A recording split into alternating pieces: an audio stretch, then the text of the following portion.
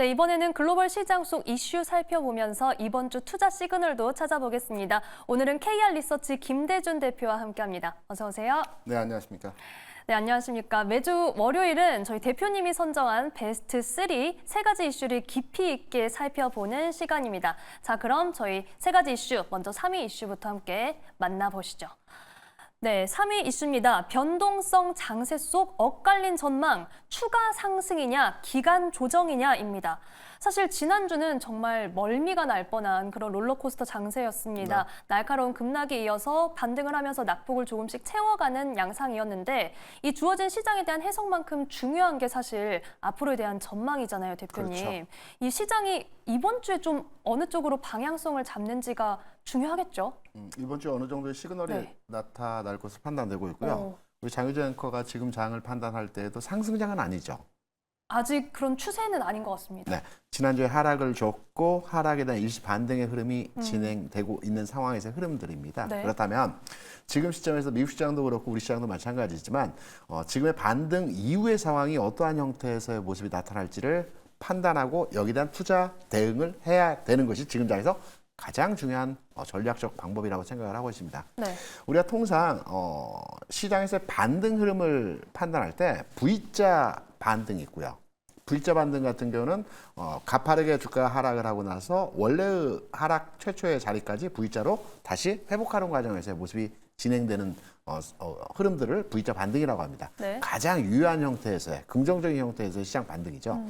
두 번째는 U자형 반등을 알아볼 수 있습니다. U자형 같은 경우는 주가 바닥을 찍고요. 일정 부분 반등을 주는 과정에서 이 곡선을 그리는 형태에서의 반등 과정이 진행이 됩니다. 시간과 기간이 좀 필요한 형태에서의 시장 반등의 모습이죠. 네. 세 번째는 L자형 반등인데요. L자형 반등 같은 경우는 하락 이후에 장기간의 기간 과정을 거치면서 바닥을 다지는 과정의 흐름들이 나타나는 모습들의 형태입니다.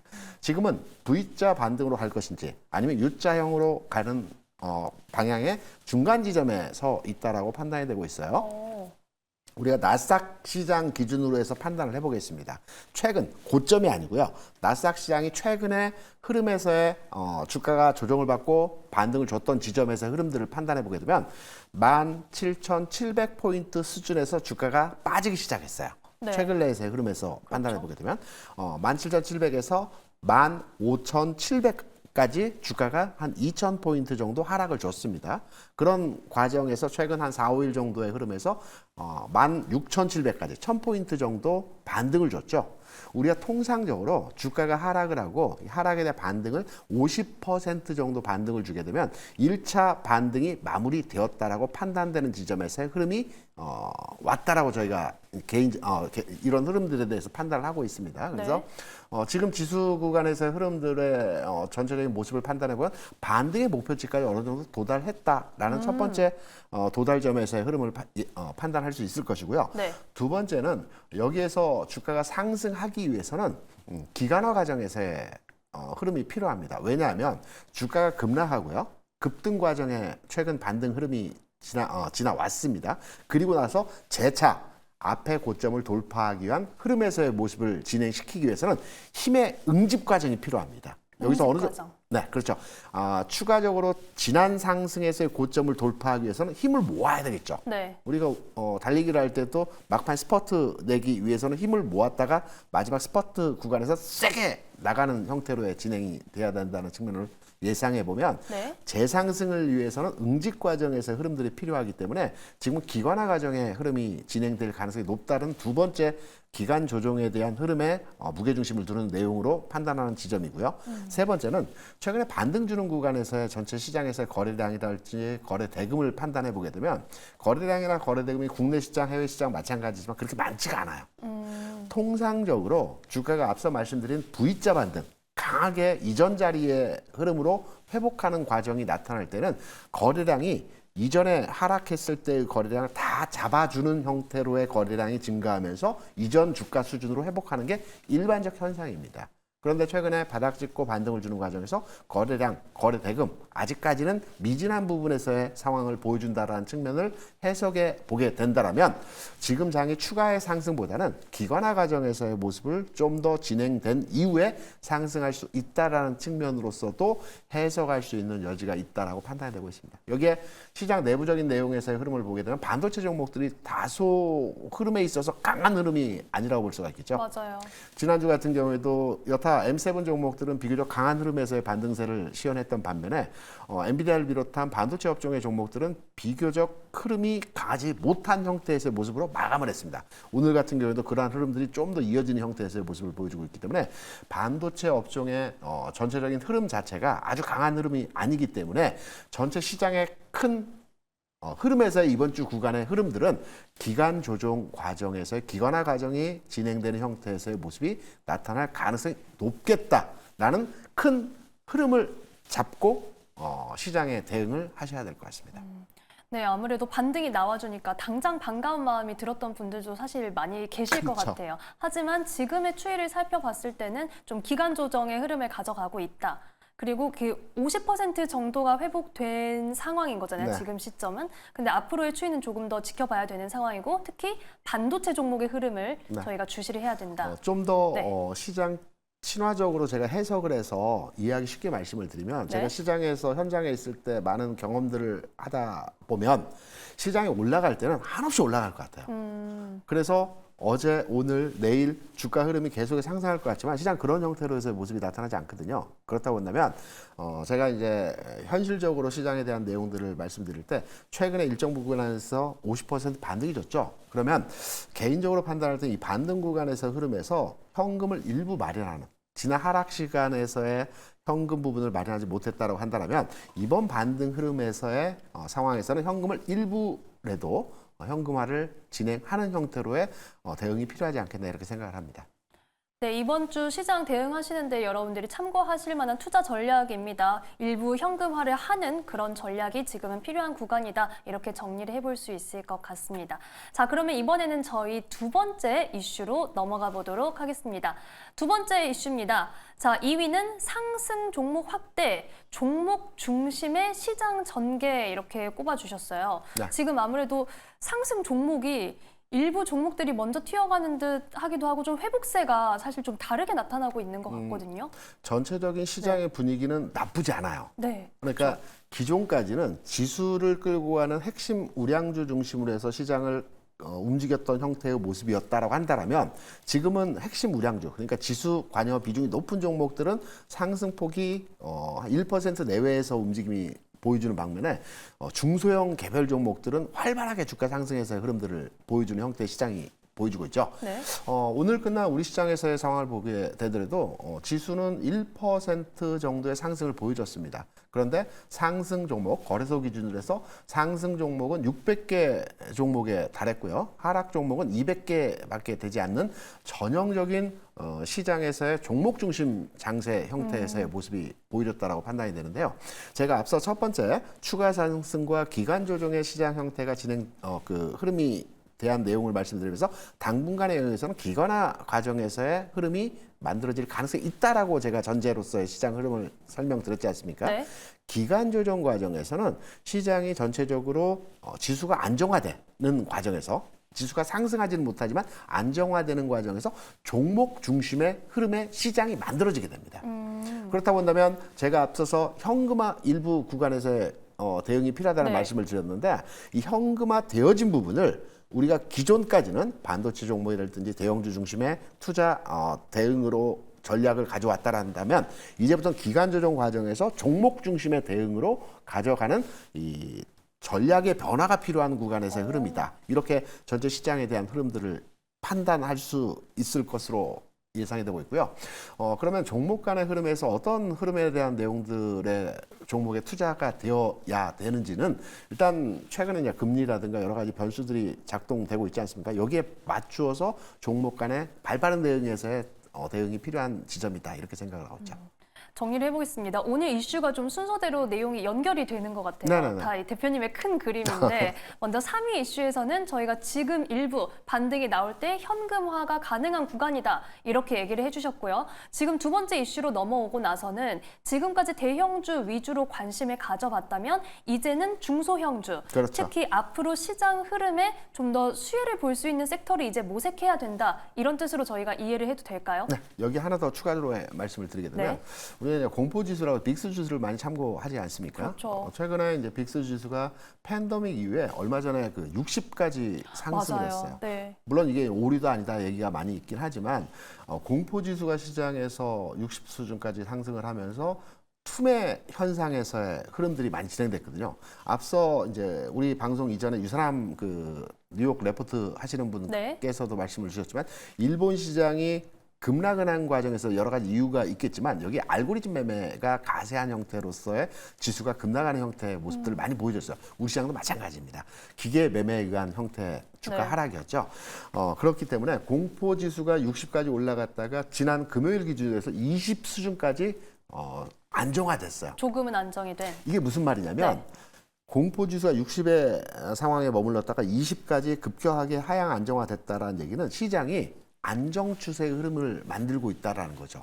다시 말해서 시장에서의 분위기가 추가 하락에 대한 우려보다는 언제 갈지는 모르겠지만 지수가 이 정도 수준에서는 안정화되는 거에 흐름이 나타나고 있구나 이렇게 판단되는 저변에서의 인식이 확산되는 과정이기 때문에 이럴 때에는 지수 관련 대형주보다는 종목 중심의 흐름이 좀 더 활발하게 진행되는 형태의 시장 모습이 나타나는 과거의 흐름들이 많이 연출이 되었습니다. 그래서 지금의 시장에서도 기간 조정에 대응해야 되고 여기에 종목 중심의 흐름으로 시장을 잡아가는 전략이 필요하다 이렇게 생각하고 있죠.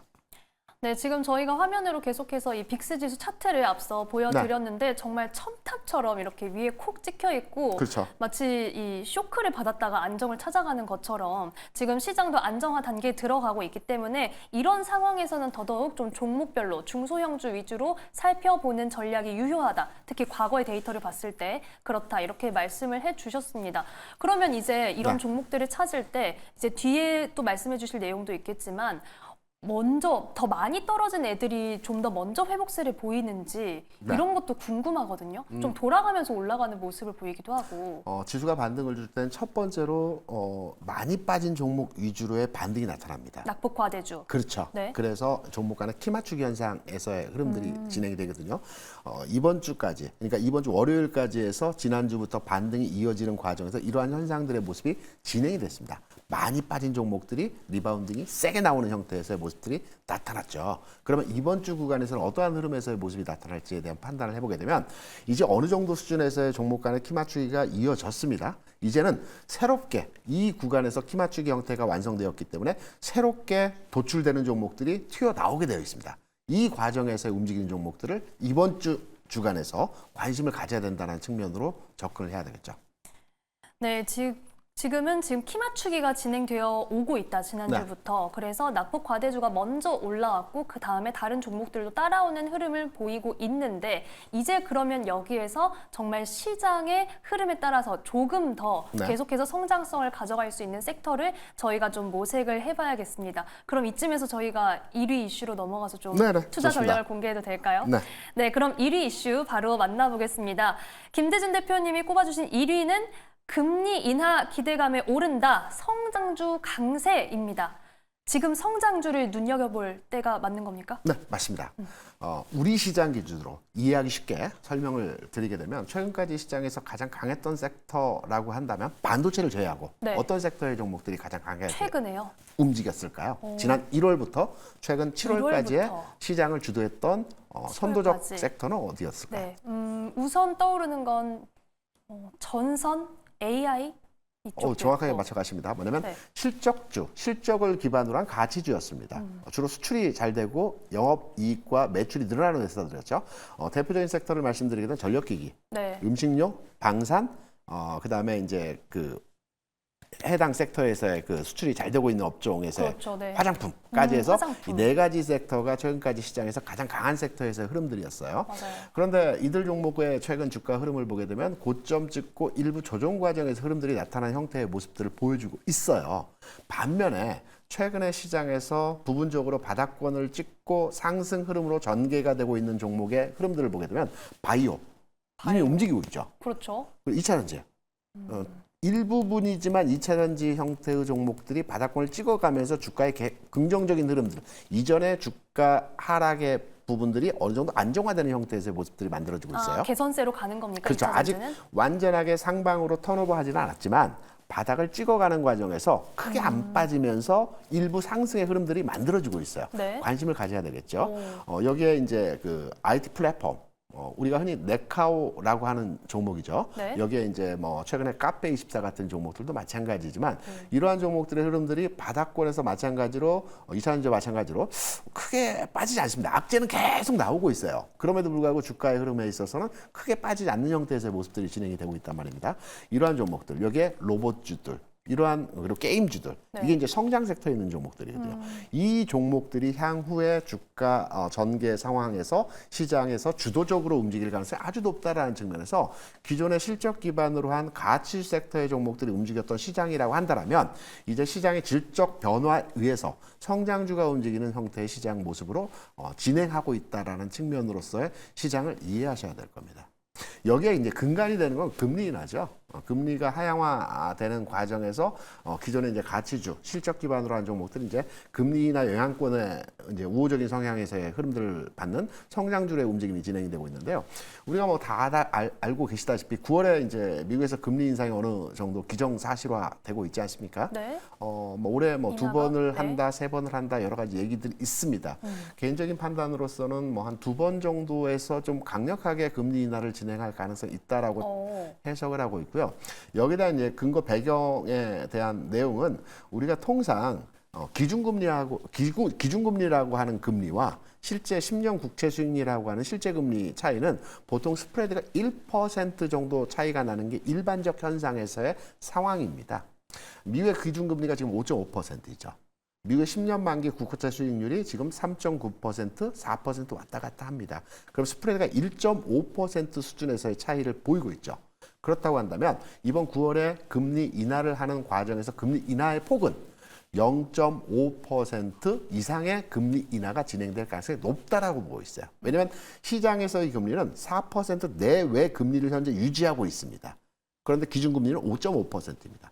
통상 스프레드는 1%가 원래의 상태에서의 일반적인 스프레드 수준입니다. 그렇기 때문에 0.5 수준 이상의 금리 인하 가능성이 있다라는 측면으로서 판단을 해보게 되면 기존에 우리가 판단했던 9월 금리 인하는 0.25 수준의 금리 인하를 할 것이라는 내용보다도 좀 더 강한 스탠스의 금리 인하 폭이 결정될 가능성이 있다라고 판단이 되죠. 그렇다면 금리 인하와 영향을 가장 민감하게 받을 수 있는 성장주가 좀 더 빠르게 가격 진행에서의 흐름으로 만들어질 수 있다는 내용으로 성장주에 대한 관심을 가져야 된다고 판단이 되고 있습니다. 여기에 하나 더. 네. 우리 시장에 대한 전반의 흐름을 제가 방금 전에 말씀을 드렸는데 미국 시장도 마찬가지입니다. 미국 시장에서 최근 내에서 반등 흐름이 나타나고 있는데 반등 흐름 내에서 가장 강했던 반등 흐름이 보여줬던 종목이 어떤 종목이라고 생각하십니까? 가장 강한 반등 흐름이요. 그렇죠. 가장 강한 반등.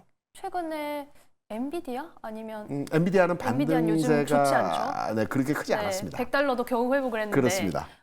제약바이오주가 좀 강하지 오, 않은 맞습니다. 것 같은데 맞나요? 일라일리가 가장 강한 반등에서 흐름이고요. 실적도 나왔죠. 네. 지금 뭐 M7의 종목들을 보게 되면 대부분 고점 대비해서 20% 내지는 30% 주가 하락이 나타난 뒤에 한 5%, 7% 정도 반등을 주고 있는 상황에서의 모습입니다. 근데 일라일리의 주가를 보게 되면 최근 고점이 950불이었어요. 근데 최근에 주가 하락하는 과정에 750불까지 하락을 했는데 지금 거의 900불까지 다시 올라왔습니다. 그래서 이전 고점에 근접하는 형태에서 지금 가격 진행에서의 반등이 나타나고 있죠.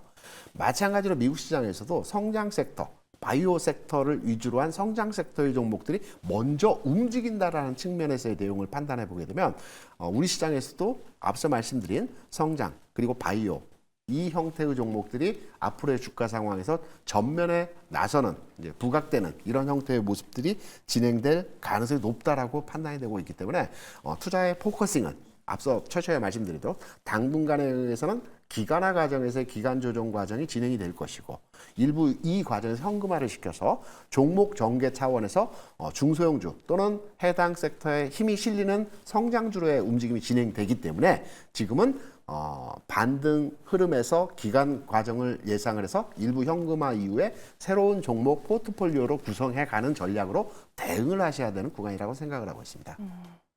지금 가장 강한 반등이 나왔던 일라이릴리를 좀 필두로 이렇게 성장성이 있는 섹터에 주목을 해야 된다. 여기에 좀 투자 전략을 집중해야 된다. 네. 이렇게 정리를 해주셨습니다.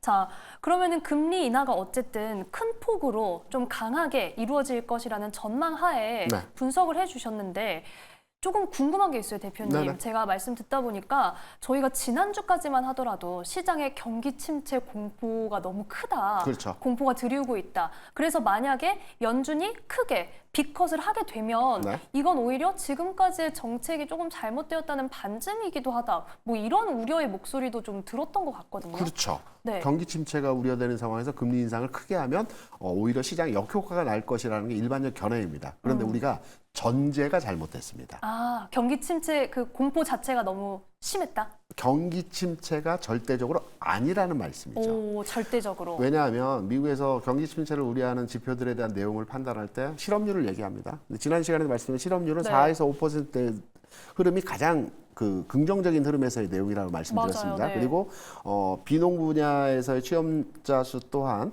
계절적 요인이 강하다는 말씀을 드렸습니다. 그리고 미국에서 발표된 GDP 성장률을 보게 되더라도 2분기 2.6% 수준에서의 아주 긍정적인 성장을 보여줬어요.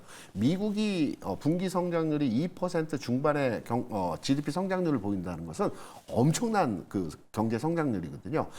1분기에는 1.6% 수준에서 1점 중반에서 성장을 했어요. 그러니까 1분기 대비해서 2분기에 미국의 경제 성장은 2배의 성장을 보였다라는 측면이죠. 경기가 굉장히 좋다라는 얘기입니다. 우리가 지금 아래 공포, 경기 침체, 우려에 네. 대한 부분들이 시장에서 뉴스화되고 언론에서 여러 가지 이런 부정적인 내용으로 회자가 되고 있어요. 근데 저는 개인적으로 이 전제 자체가 잘못됐다라는 거죠. 미국의 경기 침체는 현재 오지 않고 있다라는 측면으로 시장에 대한 내용을 해석하고 판단하고 있는 내용이죠. 네. 또 그렇기 때문에 아무래도 지난주에 이 네. 신규 실업수당 청구 건수가 나오면서 조금 시장이 안도하는 흐름을 또 보이지 않았나 이런 맞습니다. 생각이 들기도 하고요. 아마 지금 듣고 계시는 분들도 아, 지난주에 정말 겁이 많이 났는데 오늘 대표님 말씀을 들으니 조금은 안심이 된다 이런 생각을 하시지 않을까 싶습니다. 자, 그러면 이렇게 저희가 세 가지 이슈로 앞으로의 투자 전략도 정리를 해봤고 이번 주에 좀 주요하게 발생할 수 있는 변수 그리고 전망까지 간략하게 좀 점검을 부탁드릴게요. 기간 조정이라고 했죠. 네. 종목 중심의 대응이라고 했죠. 이 전체적인 큰 틀에서의 흐름을 가져가시고요. 우리 엔비디아의 주가를 한번 판단해 봐야 될 것 같습니다. 엔비디아가 이번 8월에 실적 발표가 있죠. 그러면 엔비디아의 지난 실적 발표 시기 전후로 해서 주가가 어떠했는지를 한번 판단해 보게 되면 엔비디아가 지난 5월에 실적 발표가 있었고요. 2월에 실적 발표가 있었습니다. 그러면 실적 발표 이전의 상황을 보게 되면 실적 발표 직전에는 주가가 하락을 했어요. 그 실적 발표 일을 놔두고 일주일 전부터는 주가가 하락을 했는데 직전엔 네, 네. 그 이전 한 달 전부터는 주가가 상승을 했습니다. 특이하죠. 그리고 실적 발표 이후에 갭 상승을 했고요. 이런 형태에서의 모습을 판단해 보게 된다면 이번 달 말에 엔비디아의 실적 발표가 있지 않습니까? 그러면 시기적으로 볼 때 지금 시점부터 엔비디아의 주가가 움직여야 되는 과거 흐름에 대한 형태를 등치시켜서 판단을 해보게 되면 상승 흐름이 나와야 되는 위치에서 엔비디아의 주가 흐름이 보여지고 있다는 측면이죠. 그래서 반도체에 투자되어진 부분이나 또는 엔비디아의 주가에 관심이 있는 분들은 과거 주가 흐름 내에서의 상황을 판단해 보게 되면 엔비디아는 실적 발표를 기준으로 해서 한 달 전부터 주가 움직입니다. 그리고 직전에 주가 하락을 하고 발표 이후에 상승하는 과거의 패턴들을 판단할 때 엔비디아의 주가에 대해서 우리가 좀 더 집중해서 과연 지난 분기 그리고 지지난 분기 상황 하에서 엔비디아의 주가 흐름이 동일하게 이번에도 펼쳐지는지 이 내용도 한번 관전 포인트로 흐름을 판단해 보시는 중요한 내용으로 해석을 하시면 될 것 같습니다. 네, 앞으로의 시장 풍향계가 될 수 있는 엔비디아 주가 전망 얘기를 해주셨는데요. 말씀해주시는 순간 5%대 오름세 보이면서 110달러 선을 기록하고 있습니다. 오늘은 KR 리서치 김대준 대표와 앞으로의 투자 전략 점검을 해봤습니다. 오늘 말씀 고맙습니다.